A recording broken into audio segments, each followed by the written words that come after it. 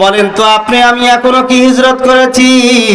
আল্লাহর নবী সাহাবায়ে কেরামরা যেরকম মক্কা ছেড়ে মদিনায় হিজরত করেছে, আপনাকে আমাকে বাড়ি ছাড়া হওয়ার দরকার আছে না নাই? আল্লাহ রাব্বুল আলামিন জানিয়ে দেয় ওই বান্দাদের জন্য আল্লাহ রাব্বুল আলামিন কল্যাণ দান করলেন ফি সাবিলিল্লাহ, নিজের জান মালগুলো আল্লাহর রাস্তায় দেওয়ার দরকার আছে না নাই? উলাইকা ইয়ারজুনা রাহমাতাল্লাহ। আল্লাহ রাব্বুল আলামিন জানিয়ে দেয় ওই বান্দাদের জন্য আল্লাহ রাব্বুল আলামিন রহমত দিয়ে ভরপুর করে দিবেন। জোরে বলুন সুবহানাল্লাহ। আল্লাহ রাব্বুল আলামিন জানিয়ে দেয় ওই বান্দাদেরকে আমি আল্লাহ পাক রব্বুল আলামিন রহমত দিব। শুধু রহমত দিব তা না, ওই বান্দাদের জন্য আমি আল্লাহ রাব্বুল আলামিন ঘোষণা দিলাম আল্লাহু গফুরুর রহিম, আমি ক্ষমাশীল, আমি পরম দয়ালু। ওই বান্দাদের জীবনের গুনাহ আমি আল্লাহ রাব্বুল আলামিন মাফ করে দিব। জোরে বলুন সুবহানাল্লাহ। বলেন তো এখন আমরা আল্লাহর রহমতের আশা করার পরে গুনাহ মাফ হয়ে গেলেন, বলেন তো সাহাবায়ে কেরামরা আল্লাহর নবীকে ভালোবাসার কারণে আল্লাহ পাক রব্বুল আলামিন ওই বান্দাদেরকে দুনিয়াতে জান্নাতের ঘোষণা দিয়েছে, সার্টিফিকেট অর্জন করেছে। আপনাকে আমাকে জান্নাত হাসিল করার দরকার আছে না নাই? আমার আল্লাহ রাব্বুল আলামিন সূরা আল ইমরান 31 নম্বর আয়াতের মধ্যে আল্লাহ পাক রব্বুল আলামিন জানিয়ে দেয় কুল ইন কুনতুম তুহিব্বুনাল্লাহ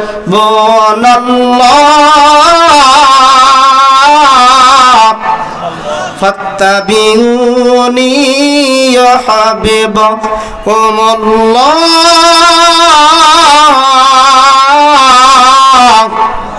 ويغفر لكم ذنوبكم والله غفور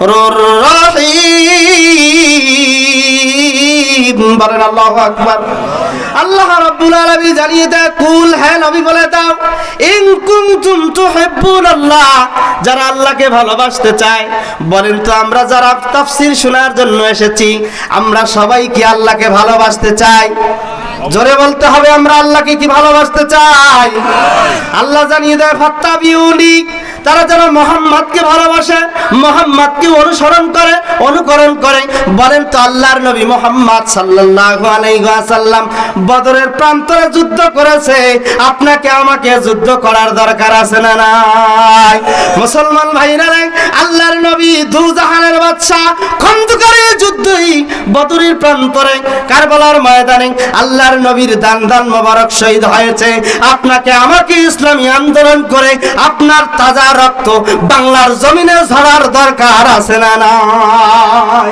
মুসলমান ভাইরা রে, বাংলার দিকে নজর করে দেখেন, আমি হামজার মতো একজন মানুষ আল্লাহর জমিনে আল্লাহর কোরআনের আয়াত, আল্লাহর কোরআনের তাফসীর করার কারণে আল্লাহ রাব্বুল আলামিন জালেম শাসকরা 3 বছর জেলখানার ভিতরে বন্দী করে রেখেছে। আল্লাহর নবী মুহাম্মদুর রাসূলুল্লাহ শিহাবি আবু তালিবের ভিতরে 3 বছর 3 মাস 13 দিন জেলখানার ভিতরে বন্দী করে রেখেছেন। আল্লামা মামুনুল হককে জেলখানার ভিতরে বন্দী করে জালেমগুলো পরিহার করেছে, কঠোর নির্যাতন করেছে। বাংলার জমিনে আল্লামা দিলওয়ার হোসেন সাইদি, যার হাত ধরে হাজার কাফের মুশরিকগুলো ঈমানের দৌলত গ্রহণ করে ইসলামের ঝান্ডা কালিমার নসিব করে শহীদ হয়ে গেলেন, ঈমান গ্রহণ করলেন। সেই আল্লামা সাইদিকেও জালিমগুলো কারাগারের ভিতরে বন্দী করে ওই জালেম শাসকগুলো আল্লাহর পয়গম্বর মুহাম্মদকে যেরকম করে কষ্ট দিয়েছে, তার ওয়ারিসদেরকে আল্লামা দেলওয়ার হোসেন সাইদিকেও জালিমগুলো শহীদ করেছে না না?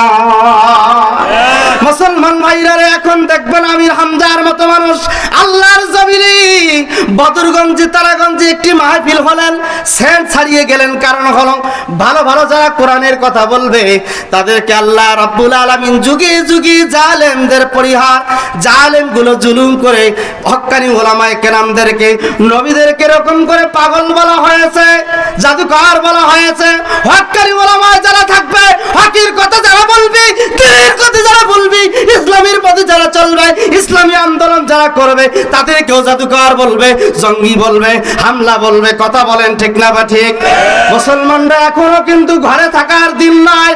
এই মুসলমানগুলো যদি একবার শহীদ আবু সাইদ ভাইয়ের জমির ভিতরে তাজা রক্তগুলো বাংলার জমির রংপুরের ভিতরে যদি শহীদ করে দিলেন, নিজের তাজা রক্তগুলো যদি আল্লাহর জমিনে আল্লাহ রাব্বুল আলামিনকে সন্তুষ্ট করার জন্য আল্লামা দেলোয়ার হোসেন সাঈদী যেরকম হাসি মুখে আল্লাহ রাব্বুল আলামিনের মরণ বরণ করেছে, আপনাকে আমাকে শহীদ আবু সাঈদের মতো আপনাকে আমাকে বুলেট বোমা ছেড়ে দিয়ে আপনার তাজা রক্ত বাংলার জমিনে দেওয়ার দরকার আছে না নাই?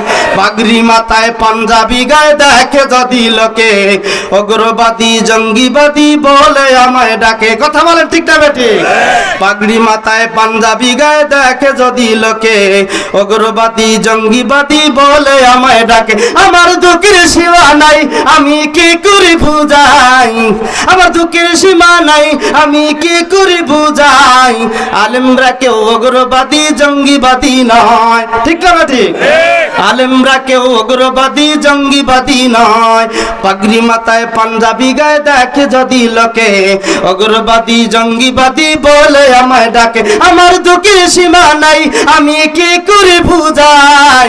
আলেমরা কেউ অগ্রবাদী জঙ্গিবাদী নয়, ঠিক না ঠিক? এখন কিন্তু আর হুজুরদের কোনো সমস্যা আছে? টুপিওয়ালাদের সমস্যা আছে? নামাজিওয়ালাদের সমস্যা আছে? বাংলার জমিনে উন্মুক্ত কথা বলার দরকার আছে না? অস্ত্রর ওই গুদাম রেখে কলেজ ভার্সিটিতে, অগ্রবাদী জঙ্গিবাদী খুঁজে মাদ্রাসাতে, ঠিক না ঠিক? মাদ্রাসায় কি জঙ্গিবাদ এদেরকে কি তৈরি করা হয়? বরঞ্চ কলেজ ভার্সিটিতে ইয়াবাখোর বানা হয়, জঙ্গিবাদ বানা হয়। কথা বলেন ঠিক না ঠিক? অস্ত্রর ওই গুদাম রেখে কলেজ ভার্সিটিতে, অগ্রবাদী জঙ্গিবাদী খুঁজে মাদ্রাসাতে, ঠিক না ঠিক? মাদ্রাসাতে খুঁজলে কি আর জঙ্গি পাওয়া যায়? ঠিক না ঠিক? আপনারা কেন জানি চুপ করে থাকেন? আমাকে তো একটু আমার গিয়ার তো বাড়াইতে হবে। কথা বলেন ঠিক না ঠিক?